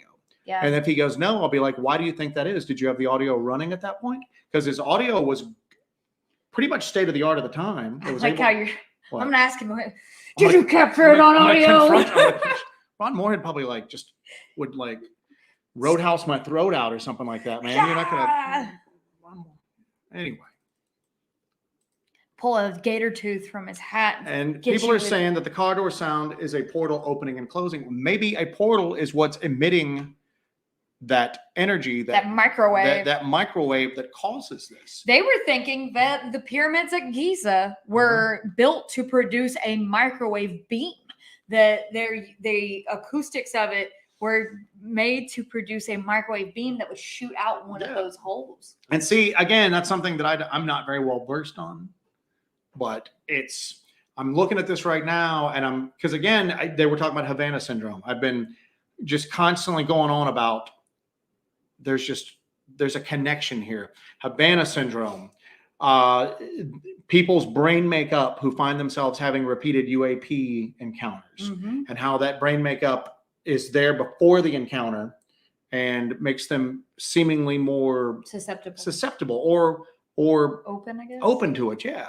How that goes on, the physical effects that people are reporting after UAP encounters, the physical effects that some people are reporting after cryptid on the ground encounters. Okay. There's just a lot of threads that seem like there's a lot of commonality to all of this. You know what I'm saying? And if it's weird starting to connect these dots. It's really weird starting to connect these dots. So Stephen Taylor, is this one of those witchery channels? So. Yeah. Sheila Ebeling asked, do you guys have a radiation detector? We do. We have a EMF detector. We have a tri-field. We have a really good Geiger counter, one of the better ones you can get as a civilian.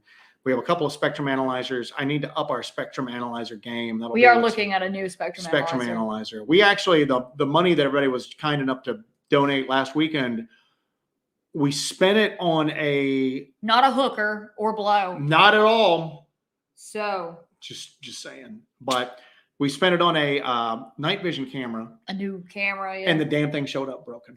Yep. So that's in the process of going back right now. So I got to take that back. I got to take that to the post office. We might end up, because one of our things is that at night we really need to have the full spectrum going, and then we need a standard night vision camera going as well. And also that will have it will film different things. We need to have both of those bases covered. But thought that was going to be the answer, but it's not. But our next thing is going to be a spectrum analyzer that goes up to about 6 gigahertz, continual, no breaks. Yeah. So I need to get that up there, and I think we'll need that to kind of try to make sure that we can kind of pursue this theory a little bit. Oh, Joe, this is very important. Grace W says, "Good job tonight, Joe. Microwave auditory phenomenon. Got it. Wrote it down." A little positive reinforcement every once in a while. That's all I need. So Kim Drisher loves dark winds. She has good taste. Hellbent holler and dark winds. That's the way it goes. Yeah.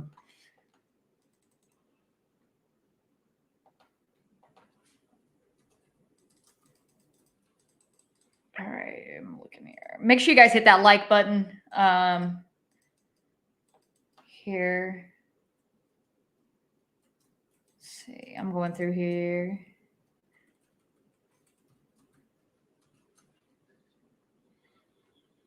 Metal doors. Geez, there's a lot of stuff in the chat right now. Isn't that a scalar type microwave? It might be. It's a directed energy weapon. Okay, yeah, it's a dual. They thought there's some people speculating that what happened in Maui, Hawaii, was a directed energy weapon. Really? Because they had a conference in Maui just a few months ago. I think it was in January. That's more than a few months ago. It was in January. They had a smart city conference where they were talking about building these smart cities. And then all of a sudden there is this they think that there was a directed energy weapon that started the fire in Maui, because it's awful weird that Jeff Bezos and Oprah Winfrey's houses were completely untouched by anything. It's a cabal of evil right there. Jeff Bezos and Oprah Winfrey. Susan Christmas says, "I can't take all the strangeness getting stranger and stranger. Can I just have regular strangeness?" I just want regular strangeness. Listen, it's going to happen whether we're involved with it or not. Yeah. So Susan, all I would tell you is that try to stay as educated on it as possible and look into stuff for yourself. Because again, Stingray 1975 says, "Hang in there, Susan. It's about to get wilder." It's about to get wilder. Frankie Brown, everything is connected. It's starting to appear that way. Wild Captures asked if we're going to get a thermal drone. We will eventually get a thermal drone. We'll probably get a regular drone. I have drone anxiety now, and I got to be honest about that. You know what I'm saying? I've really got to. When I was a kid who was terrified of the kite string breaking and the kite flying off. Okay.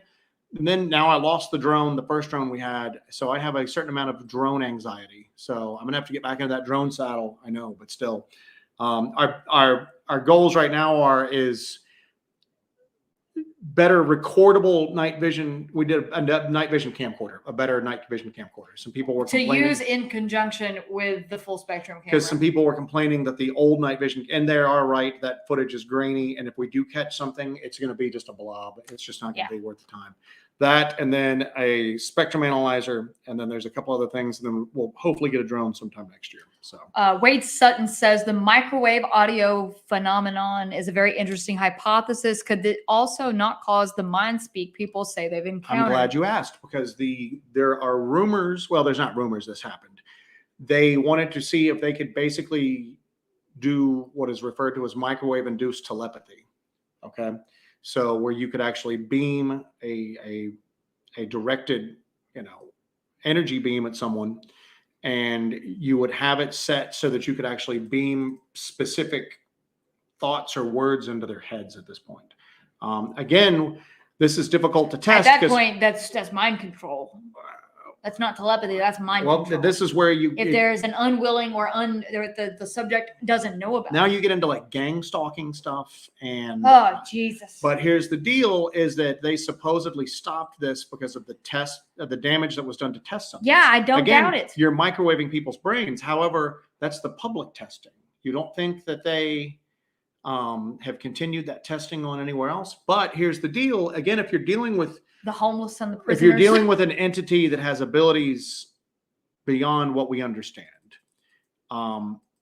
they might have that ability to do that very easily. You know what I'm saying? To beam a thought inside somebody's head. And that's what we're reporting is, that was one of the things I was going to go to with it, is that, they've done tests on that. That was the logical conclusion that they were going to. And that supposedly they stopped because of the health effects on test subjects. But they got ethics all of a sudden. But maybe no, they just hid what they were doing. There are entities out there that that have that ability. So there you go. Arcane Discoveries. Thank you for that, sir. Here is more to go toward y'all's amazing work. Yeah, he wants. Did you already put that up? We got to send him some stickers. So. Oh, did you? I clicked it.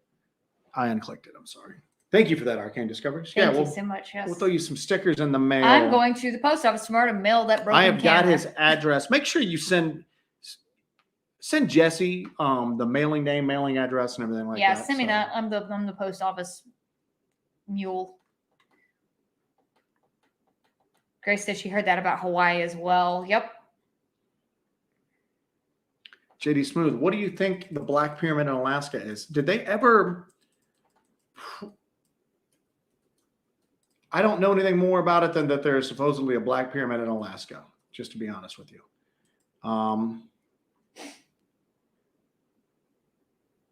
While you're looking at that, Rick Does Paranormal says, don't forget to like and share the stream. Otherwise, drones will haunt Joe's dreams. I just see that drone going away into the tree every night when I close my eyes. I have footage of it crashing into the tree. We ought to go back up that area and see if it maybe you get blown out of that tree and we can recover that SD card at least. Mm-hmm. Grace W. So we actually need tinfoil hats. Oh no. There's a cat tinfoil hat that you can buy. It has a little strap on it. Mm-hmm. We need to get those for the kids. Yeah, we definitely need to protect their beautiful little brains.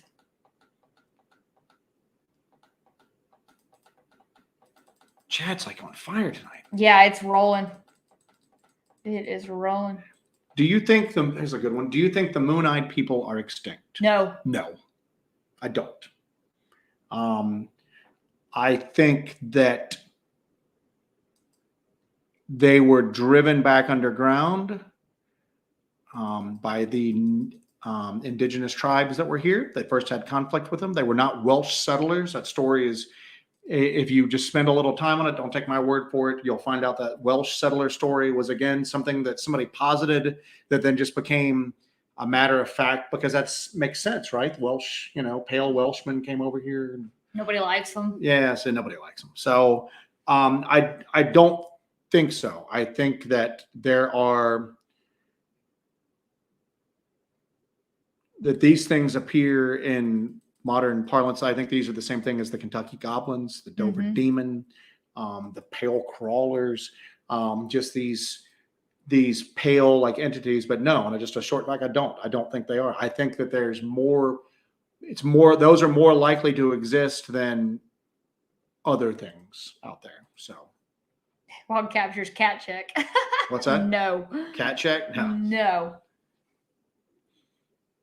This is our only time away from them. Actually, Robert Claiborne says that they were likely Europeans. It's actually not true. If you go and look that up, that story really starts to fall apart when you start to look at it. I don't think that was the case. I think that, and those statues do not resemble people. You know what I'm saying? No. So, you know, so I don't think that's the case. I think that you go to the, you also go to the Museum of the Cherokee in Cherokee, North Carolina. It's a really, really cool. If you ever pass through there, make sure you go to that museum. It's really wonderful. We went there when there was a special exhibit of masks. Masks are very important for ceremonial. Oh, what now? You remember the one mask? Huh? The one mask. Stinky penis. Oh, that was a picture. That was a painting. Oh, was that not a painting? I thought that was. There was a painting of a man in a mask. His name was Stinky Penis. Now you're just. Yeah. All right, anyway. So we went. They were doing a mask exhibition, and there was a giant painting of Stinky Penis there. Anyway, there were a couple of masks that were pretty old masks, but it's a traditional craft. It's very important for ceremonial use.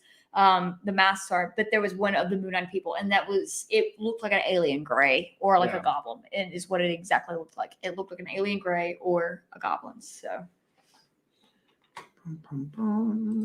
we're gonna do last call in a second. Alan Lassiter, where the hell have you been? What do you think about the aliens in Peru? You need to rewind, homeboy. Alan Lassiter, we had. Oh, what happened in Peru? We had no idea. What aliens in Peru? Huh? Anyway, I swear to God, though, if you guys hear anybody like on YouTube talking about microwave auditory effect or in conjunction with the metallic sound or mind speak, I want you to, in the chat, immediately start going, Hellbent Holler was talking about this on, what is it, August 14th? 2023, the year of our Lord. So, Alan, where you been, homie? I've been late tonight. Yeah. All right, guys, we're going to be wrapping it up in a few minutes. We're doing last call right now. Last call. Start letting us know. If you guys want to throw anything up there, have anything you want to say your last piece for the week. Say your piece. I'm going through LBL footage from February. So as I'm going through, I'll just go over this while you guys are throwing stuff up there if you've got anything to say. Stop. All over the place. I'm a Um, pagan lib scumbag that can't operate a computer. You are. Yeah, so I'm going through that LBL footage from February, and I'm going to do kind of a supercut thing that you guys are going to really like of everybody. But we do have footage of that second tent that we found, that abandoned tent that we found. We also have footage of that abandoned campground that we have a couple of theories about. So I think I'm going to throw together some, I'm going to do some editing on that, get that video together. But yeah, that's from February. That's from when we went to LBL and had all that crazy stuff happen. We ran into all the feds up there. So if thank you, Wilbur. Appreciate that. We're thinking about trying to do, what did we call it? Like not a call-in show, but an open line show. When we did like a real open line. Yeah, when we did open lines that night, we were talking about we would just take questions from the chat, and then people were like, "What the hell, man? I thought this was going to be an open line." Yeah. We're thinking about doing a non-Monday night open line show, where basically we'd have to let people in via link, right? Yeah. And then we would have to have them on a time limit as well, so we could get to everybody. Probably, right? We have veto power. It's our show. We can do what we want. But if you guys are interested in doing a real open lines like our boy Art Bell used to do, where you guys could come on and join us for a few minutes on here, I would put out the link. You guys click on the link. You would go into the queue here, and then we'd pull you guys up and we'd do an open line show. If you guys are interested in doing that, let us know. I think we'll do a poll on our community page on the Hellbent Holler YouTube community page. We're going to put a poll up if you guys want to do an open line show. If you guys would be interested in taking part in that, I think that would be a lot of fun. So if you guys are interested in doing that, I'm going to put that poll up and you guys can vote if we're going to do that. And then if that passes the council here, the Hellbender Council, High Council, then we will we'll plan that out and we'll do that. And you guys can come on. All right, now, second idea that just dawned on me. Stingray goes, I would love that. I have some ghost stories. We could do our own version of Ghost to Ghost. Yes. Right around Halloween, where people only come with ghost stories. That would be cool. And then Suji asks if we're interested in having a shafar. If you got a shafar, just gathering dust and you want to contribute it to the cause. Yes. But yeah, maybe we'll do like a ghost themed one around Halloween. If That we would have to plan out. We would have our people picked out and then have a kind of a time thing, and we'd have them scheduled up. You know, what we could do is we could have people email us their ghost stories. Okay. If you're too damn lazy to type out your ghost story, you know, show some initiative, damn it. All right. Type out your ghost story, send it in. We'll pick Arcane Discoveries. Lord, do I have a ghost story for y'all? So what we could do is we could do that, and everybody's got a story. And when are we going to? So yeah, what we'll do is we'll ponder. Yeah. And then maybe try to do like an open lines night. We'll collaborate. But I'll put that poll up on our community page. You guys can vote if you want to do that. I think that'd be pretty freaking cool. The only thing we would have to do is we would have to ask people to stay topical. Susan Chrisman, that implies that you're not wearing one right now. What's going on with that? But try to stay topical, try to stay on the topic, and we would have to have a time limit for everybody. Okay? Yeah. And just go from there. Grace W, my mom and dad got abducted together. Okay. Yes. What? We've got to do this. This has got to happen. I just want to have a show just with Grace W on it right now. So, Lord. All right. Anyway, yeah, people are talking about how that would be. The chat's still moving so fast. I have a hard time clicking on the. Where do I send the shofar? Our mailing address is down below. It's scrolling. It is P.O. Box 777, Pelzer, South Carolina 29669. That is our P.O. Box that we receive stuff at. So I check that weekly. Off the Cufflinks, I've been calling them OTC. Love this show and all the input you allow into the live feed. You both rock. Make a wish list, please, as you further your channel so fans can contribute. Think or thought use software too. The only stuff we need right now, as I hate to say it, it's expensive. I mean, the cheapest thing would be that upgraded spectrum analyzer, and that's a few $100. So I would feel uncomfortable going, hey, if you guys like us, buy us this, you know what I'm saying? It's not like we need like flashlight batteries or anything like that right now, you know what I'm saying? So that's like taking somebody to dinner and then just order the most expensive. Oh, are you paying? Make that the lobster thermidor. Cancel that cheeseburger. I'm starving. I'm, my tummy. Yeah. What the fuck says, what about a Hellbender dating game? Absolutely not. No, we don't need to put you people together. All right. All right, guys. All right, we're going to call it. Thank you guys for joining us here. We're just a couple of pig and lib scumbags. I know, but it's... We're going to get chopped up and put into holes. We're getting chopped up and put into holes. He did say that. Whatever happened to Hellbent Holler? Oh, they got chopped up and put into holes. Thank you, Grace W. That is awesome. Grace W. and at the wire. Thank you, Grace W. We appreciate that. So, yes. We appreciate that greatly. Thank you so much. Cool. Very cool. Thank you. Thank you guys. Have a great night. I hope you guys have a great week. Make sure that you get some stuff done this week. Don't get abducted. Don't hear the metal clang in the woods. And if anybody has, again, a video or there's audio posted online and it shows that, or I guess you can hear that, please send it to us. I'd love to be able to find that. Damn, off the cufflinks. Thank you very much. Off the cufflinks. Thank you. I did like Susan Chrisman's comment. May you all keep your faces. May you all keep your faces. Thank you, OTC. We appreciate that. So, but if you guys do have it, please don't think that I'm going to, because I haven't heard any yet. And the one that I did hear, the guy came out later on and went, oh, well, there is a parking lot very nearby where people are getting in and out of their cars. And we're going, well, in that case, you've got to assume those are slamming doors. You're not that deep in the woods. Yeah. But if anybody's got that, please send it. I would actually love to hear that. I would love to hear somebody go, here's a metallic sound that I captured that was associated with a Bigfoot or Dogman sighting or a UAP sighting. So, yeah. All right. All right, guys. Thank you guys for joining us so much. It's been another badass night here at the Hellbent Holler Manor. And have a great week. We love you guys. Make sure you guys keep your faces. Hit the like button before you leave. Hit that like button before you leave. Yeah. And I'm going to put that spinning Hellbent Holler thing back up because I thought that was pretty roll that beautiful Hellbent.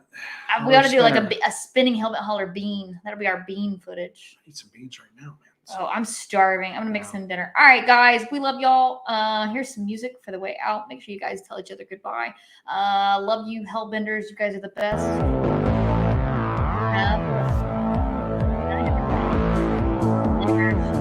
Better.